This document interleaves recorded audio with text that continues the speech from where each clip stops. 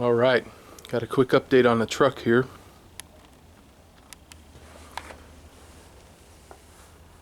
What we're doing to it.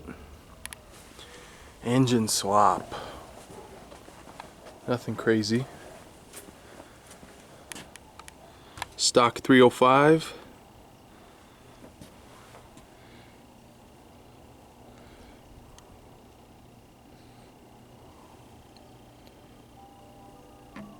.305 cubic inch out of a 77 C10 Bonanza. No joke, it's a Bonanza. You don't see these often. It's a flatbed, short bed with a cherry picker. You don't see that often either. This is my grandfather's truck. Last running in 2007, and probably not running well. That 305 that's in there is clapped out. I like the flatbed. I think I'm going to keep it like this. I mean, a lot of people get the step sides, and it's cool. I like the step sides too, but you just don't see these. You just don't see them. Flatbeds. So unique truck as per usual. This is not the original quarter panel. This is not the original door. The original had the two-tone, this nice copper, I don't know what you call that, I guess it's copper, reddish brown color with the tan in the middle. So these two parts were replaced at some point, but the rest of it, you can see the original color. The inside needs a lot of work, but we'll get there. We'll get there. You see the sun damage. We're in Arizona, of course, so lots of sun damage.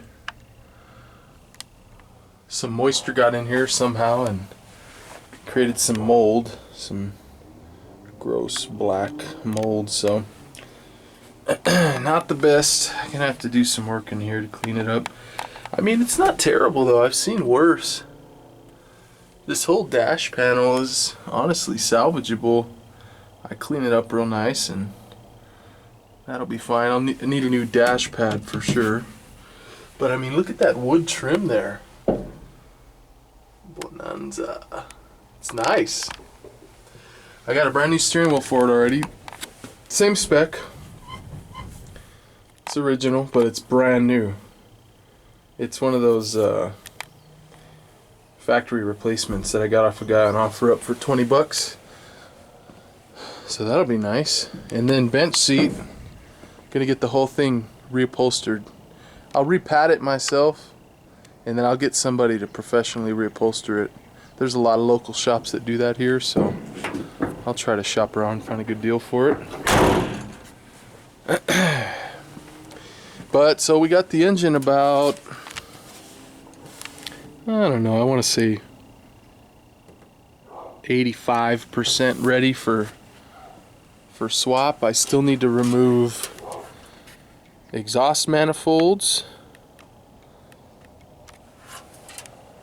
and starter, which is already loose down there somewhere.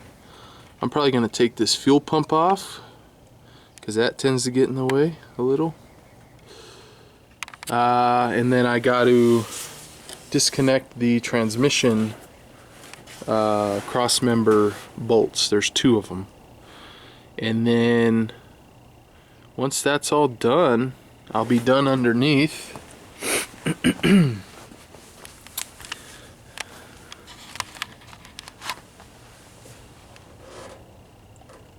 And I can pull the engine. I already disconnected drive shaft. Electrical's easy enough. A couple wires there on the distributor that pop off. Everything else is already disconnected. Took apart the whole serpentine assembly. AC compressor, power steering, pump, water pump, fan, alternator. Pretty much everything up top is easy. So we're almost there. I'm going to be able to finish up with these exhaust manifolds and whatnot right now. And then next video will be us popping this 305 out. And then, well, before I get to that, once the 305's out, I'm going to take real good care of all this stuff. I'm going to clean it, paint it, make it real nice on both sides here. I've got brand new shocks for front and rear. So I'll be replacing these shocks here. Brand new Beltex stuff from Jegs Auto Parts. And then I'm going to paint it all nice. I'm going to get this all clean. See all the rust and just years of gunk and shit. So I'm going to get this all nice and clean. The whole engine bay area here. Whole firewall. Try to power wash and might even polish some of these rust spots here down to bare metal to stop the rust, and then I'll paint it, which will take me some time, but it's worth it while I got no engine in here to do that. It'll be nice, be worth it. And then the 350 is going in.